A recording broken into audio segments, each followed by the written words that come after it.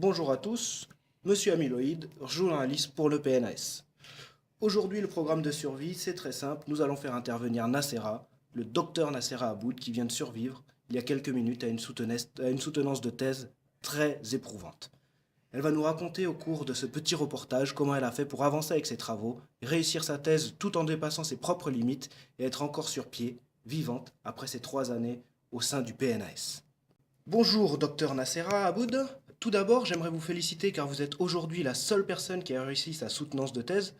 Vous ne pouvez pas faire autrement, de toute façon, vous étiez la seule à faire cette soutenance aujourd'hui. Vous êtes aujourd'hui du coup très connu, votre visage va être affiché partout, dans tous les journaux, nationaux et même internationaux. J'aimerais aujourd'hui que vous partagiez un petit peu avec nous votre vie de thèse que vous venez de terminer depuis quelques minutes. Bonjour à tous, je suis docteur Nacera Abou. Je suis la plus forte du monde. Et oui, j'ai réussi à survivre à 3 ans de thèse qui ont été horriblement difficiles et mortels. Je suis heureuse de partager avec vous le visage caché d'une vie de thésard. La vie de thèse est vraiment, vraiment dure. Cette vie se compare à une vie sauvage au milieu de la jungle, dans laquelle de nombreux pièges et dangers y sont cachés. La durée de travail hebdomadaire a été une épreuve terrible. Pour ma part, j'ai dû travailler 140 heures par semaine minimum. Je vous avoue que je ne dormais quasiment jamais durant la réalisation de ma thèse. Manger est aussi un luxe pendant la thèse. Il est vrai que j'ai dû me restreindre et arrêter de manger. Sans parler des fêtes que j'ai loupées. Durant ces années de thèse très sauvages, le sourire se fait rare, surtout quand ce sont les cauchemars qui rythment nos nuits. Même aujourd'hui, après ma soutenance, quand je pense de nouveau à mes cauchemars, que je n'ose pas nommer, Myriam, Thuy et Claire, les larmes montent et je pleure.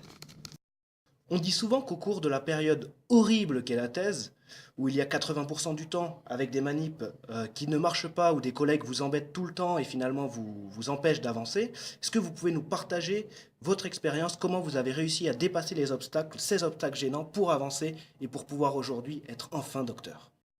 Oui, il est vrai que je me suis heurtée à plusieurs murs avec mes manips et aussi avec des collègues qui me piégeaient trop souvent. Pour garder mon esprit clair en toutes circonstances, j'ai dû combiner plusieurs méthodes en même temps. Une des méthodes que j'ai utilisées très souvent est le selfie. J'ai fait des selfies n'importe où, n'importe quand, et dès que je peux et que je veux. Vous savez, la recherche du bon selfie contre le stress a reçu le prix Nobel dans le domaine de la comédie cette année.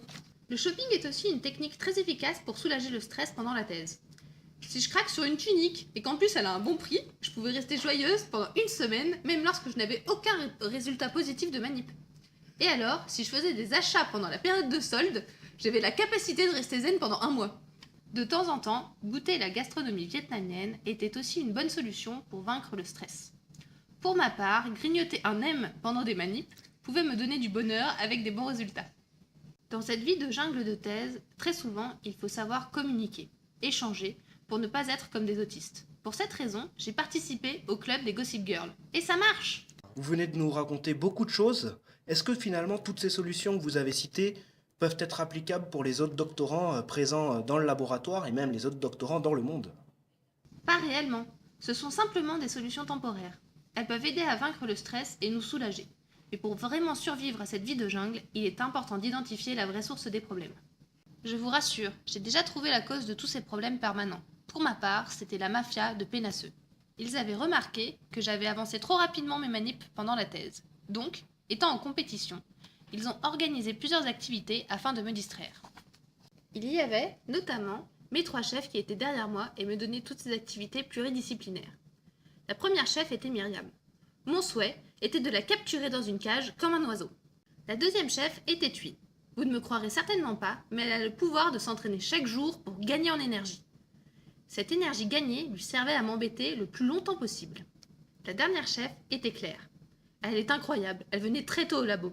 Moi, à cette heure-ci, j'étais encore dans mon lit, en train d'essayer de rêver.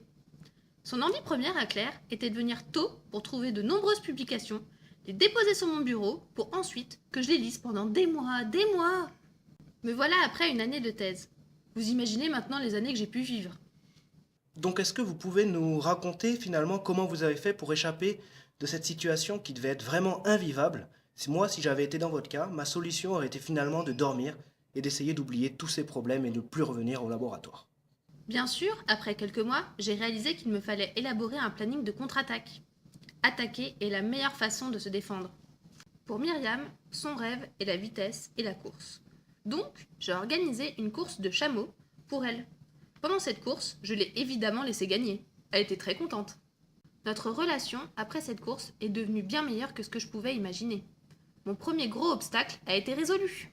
Concernant ma seconde cible, Thuy, je savais qu'elle raffolait de la bonne gastronomie. Alors, je l'ai invitée dans un restaurant 5 étoiles avec un repas de luxe. Après le repas, j'ai organisé une séance de relaxation rien que pour elle.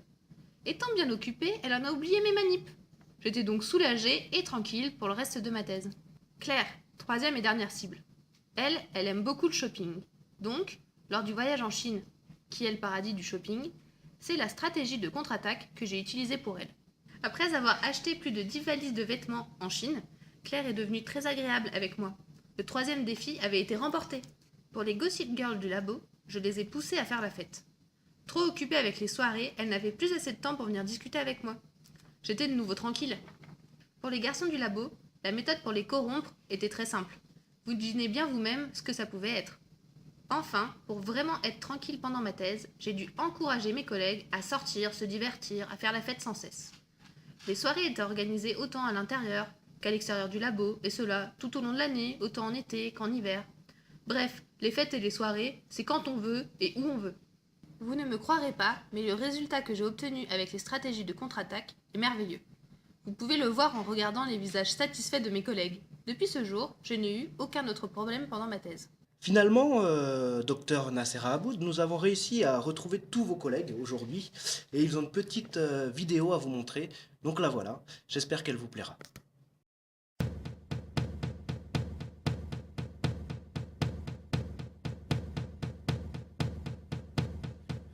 Give me a second, I need to get my story straight. My friends are in the bathroom getting higher than the Empire State. My lover, she is waiting for me just across the bar. My seat's been taken by some sunglasses, asking about a scar. And I know I gave it to you months ago. I know you're trying to forget, but between the drinks and subtle things, the holes in my apologies, you know, I'm trying hard to take it back. So if by the time the bar closes and you feel like falling down, I'll carry you home tonight. We are young,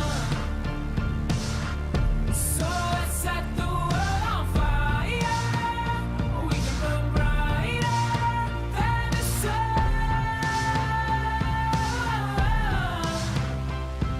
tonight. We are young, so let's set the world on fire. We can burn brighter than the sun. No, I know